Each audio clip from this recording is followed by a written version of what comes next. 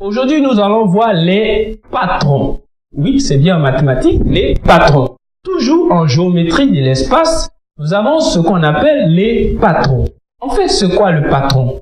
Le patron d'un solide, c'est une surface plane qui, repliée, nous permet de pouvoir fabriquer un solide. Donc, le patron d'un solide, c'est une surface plane qui, pliée, nous permet de pouvoir obtenir ce solide sans superposer de faces. Voyons ensemble avec les images que voici. Donc, on peut le constater, le patron du prisme droit que voici. Tu pourras constater avec moi qu'on peut aussi avoir un patron sous forme de perspective cavalière. On continue avec toujours le patron. Donc, quand on a fini de dessiner le patron sur la surface plane, on découpe, puis on plie, on colle les arêtes, comme on peut le voir ici, d'après le schéma, et en 5, on obtient le pave droit. Ce qu'il faut retenir, c'est qu'il existe plusieurs patrons pour un même solide. Donc, on peut dessiner un solide de différentes manières, le découper comme on veut, pourvu qu'à la fin, on retombe sur la formation de ce solide.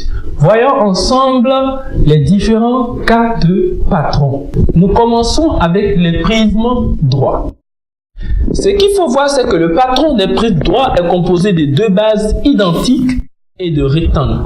Il y a autant de rectangles que de côtés du polygone de base, comme on le voit d'après le schéma ci-après.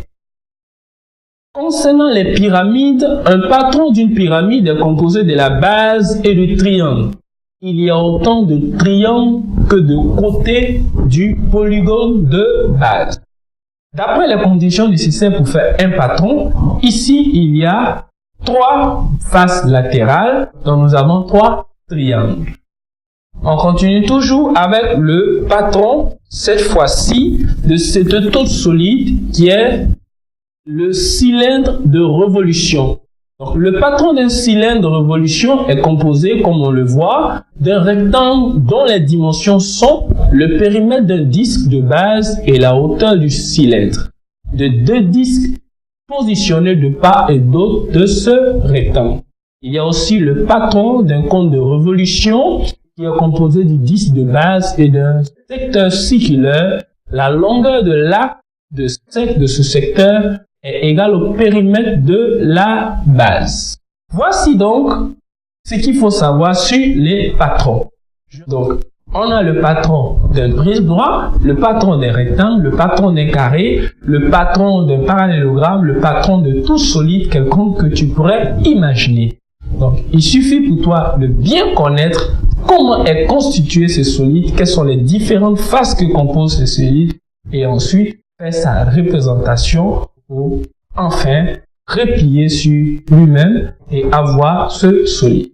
Voici donc ce qu'il faut savoir sur les patrons. Et je sais que tu peux être un patron dans l'exercice sur les patrons.